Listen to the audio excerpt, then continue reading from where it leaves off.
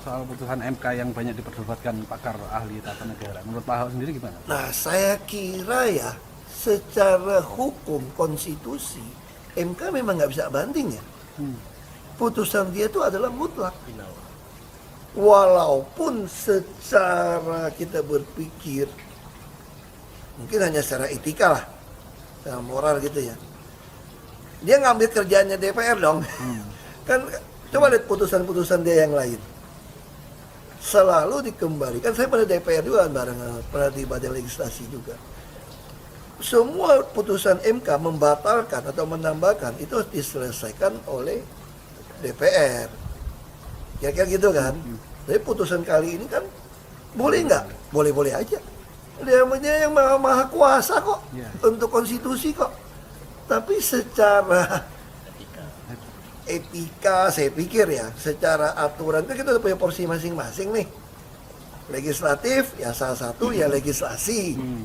MK yang menjaga konstitusi supaya undang-undang apapun yang keluar tidak melawan konstitusi kita, kan itu tujuannya. Nah, jadi saya pikir ya dia putuskan ya kita harus terima sebagai warga negara, itu memang putusan tertinggi kok. Sama kayak BPK putusin apa, walaupun ada yang ngaco, oknumnya juga saya terima kan BPK kan. Karena dia memang yang maha tinggi, nggak bisa digugat, gugat juga ke dia. Apa yang mau digugat? Terus ada yang bilang ini kan jalan untuk Gibran sebagai maju sebagai cawapres dan katanya akan Saya berkaitan kira dengan jalan Prabowo. nggak jalan bagi saya sah-sah saja kalau mereka mau putuskan. Kalau Gibran akhirnya maju berkat keputusan ini, gimana pendapat Pak Ahok? Ya mau pendapat saya tergantung rakyat mau pilih atau enggak. Betul nggak? Nah, yang pasti kalau buat saya dibandingkan misalnya Pak Gibran jadi maju gitu, Mas Gibran gitu ya. Ya saya pilih Ganjar sama Mahfud lah, karena lebih teruji kan. Anda jadi wali kota baru 2 tahun 3 tahun kan belum teruji juga. Ini bicara nyali nih, saya bilang nih, karena korupsi kan udah jadi akar semua masalah. Nah, mungkin Anda jujur, Anda boleh jadi orang jujur. Yang kita butuhkan sekarang ini jujur dan berani. Kalau cuma jujur nggak berani nggak ada guna. Berani nggak jujur lebih celaka juga. Berani nyolong lebih celaka. Tapi kan jujur, saya yakin. Tapi Anda berani nggak?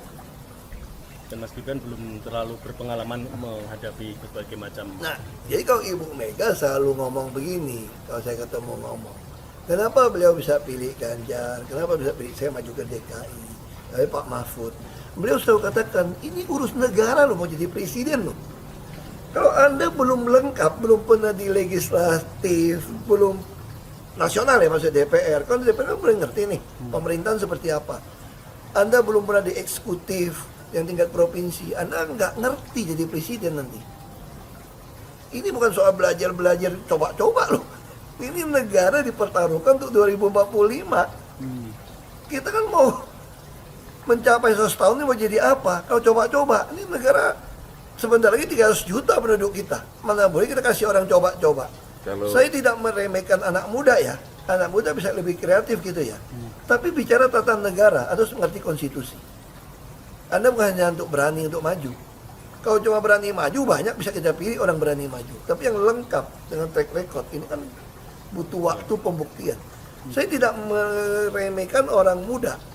Orang muda, Anda harus berani tunjukkan bahwa Anda bisa tidak kalah sama orang tua. Saya setuju. Betul kan? Tapi juga orang tua juga jangan mengatakan saya sudah tua. Enggak juga. Karena proses sebuah pengalaman hidup ini, apalagi ngurus negara, Anda butuh pengalaman. Minimal legislatif di DPR. Itu yang disampaikan oleh Ibu Mega. Tapi kan akhir-akhir ini banyak yang meributkan soal ini ngurus negara loh, bukan keluarga. Itu tanggapan Pak Ahok gimana? Nah, saya nggak mau campur gimana pun, Pak Jokowi kan teman saya.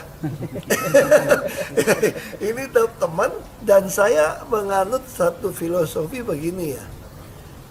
Siapapun jadi presiden, itu seizin Tuhan, seizin Allah. Maka saya respect, tetap hormat kepada presiden. Sekalipun bisa mengecewakan atau apapun, tapi saya harus hormat. Karena itu ada jabatan yang Tuhan berikan. Jadi kalau soal walaupun hormat teman ke pasangan, ya saya pasti pilih Pak Ganjar dan Pak Mahfud yang lebih pengalaman.